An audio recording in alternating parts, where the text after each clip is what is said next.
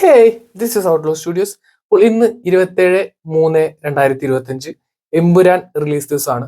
ഏറെക്കുറെ സമയം പുറത്ത് 8 മണി സമയമായിട്ടുണ്ട്, പുറത്തല്ല 8 മണി സമയമായിട്ടുണ്ട്, രാത്രി ആയിട്ടുണ്ട് പുറത്തൊക്കെ. അപ്പോൾ ഇപ്പോഴാണ് ഞങ്ങളുടെ ഷോ ടൈം. ആക്ച്വലി ഞങ്ങളുടെ മിഡിൽ സ്ക്രോൾ ഉണ്ടായിരുന്ന സിനി വേൾഡ് ക്ലോസ് ആക്കി. അപ്പോൾ ഷോ കേസ് എന്ന് പറഞ്ഞ ടി-സൈഡ് പാർക്കിലുള്ള ഒരു തിയേറ്ററിൽ പോയിട്ടാണ് പടം കാണുന്നത്. ഒരു ടിക്കറ്റിന് ആക്ച്വലി 12.90 പെൻസായി. അതായത് ഏറെക്കുറെ നമ്മുടെ നാട്ടിലെ റേറ്റ് വെച്ച് നോക്കുമ്പോൾ 1400 രൂപയ്ക്ക് മേലെയായിട്ടുണ്ട്. സ്റ്റിൽ നമ്മുടെ സ്വന്തം മലയാളത്തിന്റെ ബോളിവുഡിന്റെ ബെസ്റ്റ് മൂവി, അല്ലെങ്കിൽ ഏറ്റവും ഹൈപ്പുള്ള മൂവിയാണ്. സോ അതിന് കാണാൻ വേണ്ടിയിട്ട് ആ റേറ്റ് വലിയ കുഴപ്പമില്ലാന്ന് തോന്നുന്നു. So hope for the best. പടത്തിന് ഇറങ്ങാൻ നിൽക്കുന്നതിന് മുൻപുള്ള ജസ്റ്റ് ഇൻട്രോ മാത്രമാണ് ഇത്. പോകുന്ന വഴിയിലുള്ള കാഴ്ചകളൊക്കെ നമുക്ക് കാണാം. And let's do this.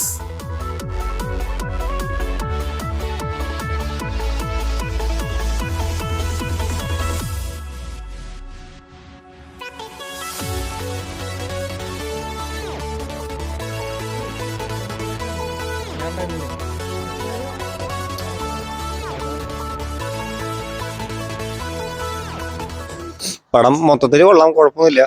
പക്ഷെ അനാവശ്യമായിട്ട് കുറച്ച് ലാഗും കാര്യങ്ങളും ആഡ് ചെയ്തിട്ടുണ്ട്. അതായത് ചില ഫൈറ്റ് സീൻസ് കുറച്ച് ഓവറായിട്ട് തോന്നി, അനാവശ്യമായിട്ട് പ്ലേസ് ചെയ്ത പോലെ.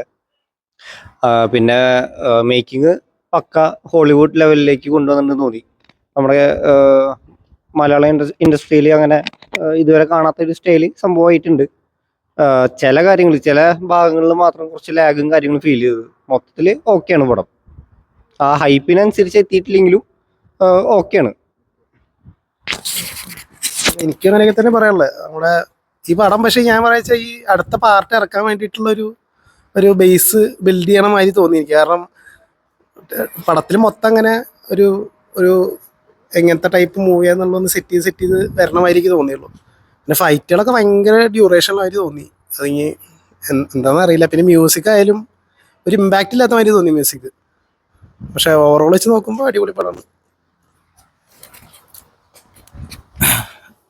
പടത്തിൻ്റെ ഓവറോൾ പറയുകയാണെങ്കിൽ ഫസ്റ്റ് പറയാനുള്ളത് ഡയറക്ഷൻ. അതായത് ആസ് ആൻ ആക്ടർ എത്രയോ ഡയറക്ടേഴ്സ് അല്ലെങ്കിൽ എത്രയോ പേര് ഒരുപാട് പടങ്ങൾ ഡയറക്റ്റ് ചെയ്ത് എക്സ്പീരിയൻസ് ഉള്ളവരുണ്ട്.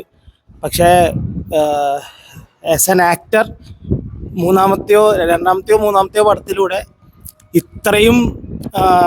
ഇത്രയും ഒരു ഹ്യൂജ് ക്രൗഡിനെ കൺട്രോൾ ചെയ്യുക, അല്ലെങ്കിൽ ഒരു ഇത്രയും വലിയ ടീമിനെ കൺട്രോൾ ചെയ്ത് കൊണ്ടുപോയി ഇത്രയും വലിയൊരു പടം ഡെലിവറി ചെയ്യണമെന്നുണ്ടെങ്കിൽ അതിന് ഫസ്റ്റ് പൃഥ്വിരാജിനൊരു ഹാറ്റ്സ് ഓഫ് തന്നെ കൊടുക്കണം. ബിക്കോസ് ലൈക്ക് എന്താ പറയുക, അത്രയും നല്ല രീതിയിൽ മേക്ക് ചെയ്ത് ഷോർട്സ്, ആംഗിൾസ് ആയിക്കോട്ടെ, ഷോർട്സ് ആയിക്കോട്ടെ, ഓരോ കാര്യത്തിലും അത്ര നല്ല രീതിയിൽ കൊണ്ടുപോയിട്ടുണ്ട്. സോ ഫസ്റ്റ് ഓഫ് ഓൾ പൃഥ്വിരാജിൻ്റെ ഒരു പെർസ്പെക്റ്റീവിൽ നോക്കുകയാണെങ്കിൽ it's A nice huge film. And ഈ പറഞ്ഞ പോലെ അവർ പറഞ്ഞതുപോലെ തന്നെ ഇപ്പോൾ തേർഡ് പാർട്ടിലോട്ടുള്ള ഒരു തേർഡ് പാർട്ടിന് വേണ്ടിയുള്ള ഒരു ബേസ് ക്രിയേറ്റ് ചെയ്തിട്ടാണ് മൊത്തം ഫിലിം കൊണ്ടുപോയിരിക്കുന്നത്. Just like a character intro, പിന്നെ പ്ലേസസ് റിവീൽ ചെയ്ത് ഓരോ ക്യാരക്ടേഴ്സ് എങ്ങനെ ഉണ്ടാവും എന്നുള്ളത്. അപ്പോൾ മേ ബി തേർഡ് പാർട്ട് ഇനിയും ഹ്യൂജ് ആയിരിക്കുന്നു വിചാരിക്കുന്നു.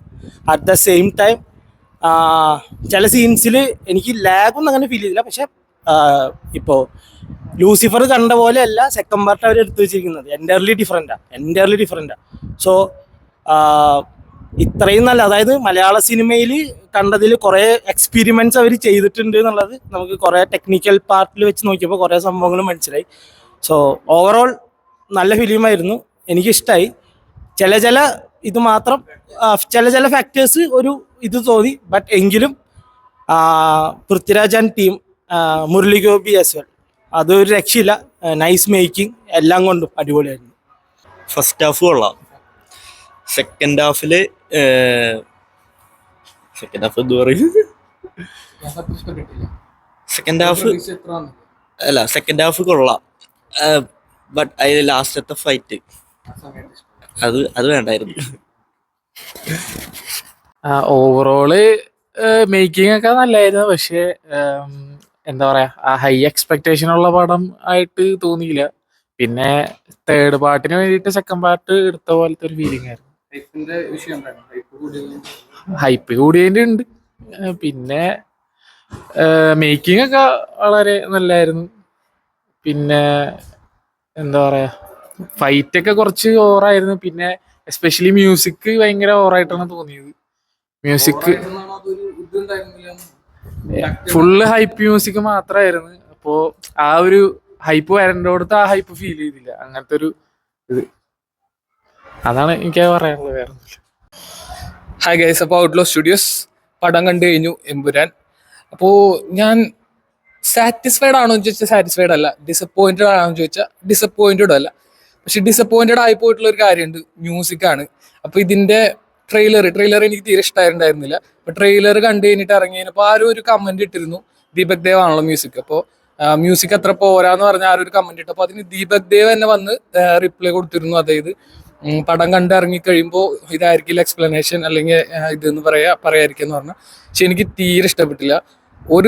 ഇത് ലൂസിഫറിലുള്ള അതേ മ്യൂസിക് ഇതിൽ വീണ്ടും കൊണ്ടുവന്നിട്ടുണ്ട്, അതുപോലും എനിക്ക് അത്ര സാറ്റിസ്ഫൈഡ് ആയിട്ട് തോന്നിയില്ല. പിന്നെ ലാസ്റ്റ് ഒരു ഫൈറ്റ് ഒക്കെ ഉണ്ട്, ആ ഫൈറ്റിന്റെ സമയത്തുള്ള മ്യൂസിക് ഒക്കെ ഭയങ്കര ബോറായിരുന്നു. അപ്പൊ അതെനിക്ക് തീരെ സാറ്റിസ്ഫൈ ചെയ്യാത്ത ഒരു സംഭവമായിരുന്നു. ഡിസപ്പോയിന്റിങ് ആയിട്ടുള്ള ഒരു ഫാക്ടർ തന്നെയായിരുന്നു. പിന്നെ ചില സ്ഥലത്തൊക്കെ എനിക്ക് കഥയും എന്തൊക്കെയോ ആവശ്യമില്ലാത്ത അവിടേക്ക് ഇവിടേക്കൊക്കെ പോയിട്ടുള്ള പോലെ തോന്നി. ദെൻ എന്താ പറയാ, ഇതിലിപ്പോ 2 ക്യാരക്ടേഴ്സ് ഉണ്ടല്ലോ, എബ്രാഹിം ഖുറേഷിയും സ്റ്റീഫൻ മോഹൻലാലിന്റെ കയ്യിലുള്ളതാണ്, അല്ലെങ്കിൽ ബെസ്റ്റ് ആണ്. പക്ഷെ ആ ഒരു റേഞ്ചിലേക്ക് എനിക്ക് തോന്നിയില്ല ഖുറേഷി എത്തിയെന്ന്. പിന്നെ എനിക്ക് ഒരു മിസ്കാസ്റ്റിങ്, അത് പറയാതിരിക്കാൻ വയ്യ. അത് ഞാൻ പൃഥ്വിരാജിന്ന് ഒരിക്കലും പ്രതീക്ഷിച്ചതല്ല. ആന്റണി പെരുമാവൂരിനെ ഈ പടത്തിൽ കൊണ്ടുവന്നിട്ടുണ്ട്. ചിരിയായിരുന്നു കേസ്, ഞാനടക്കം എല്ലാവരും ചിരിക്കായിരുന്നു, ഒരു ഡൗട്ടില്ല. എനിക്കൊരു പ്രശ്നമില്ല അത് പറയാൻ വേണ്ടിയിട്ട്. അപ്പൊ അതൊക്കെ എനിക്ക് അനാവശ്യമായിട്ട് കുറച്ച് സംഭവങ്ങൾ ഇങ്ങനെ കൊണ്ടുവന്നതായിട്ട് തോന്നി. അല്ലാതെ ടോട്ടലി ഞാൻ എന്താണ് പറഞ്ഞത്, നേരത്തെ പറഞ്ഞ അഭിപ്രായത്തോടെ നിൽക്കുന്നു. ഞാൻ ഡിസപ്പോയിന്റഡ് ഒന്നുമല്ല. It's average movie. ഹൈപ്പ് ഉള്ളത് കൊണ്ടായിരിക്കാം കുറച്ച് ഇത് വന്നത്. Okay, so that's it guys.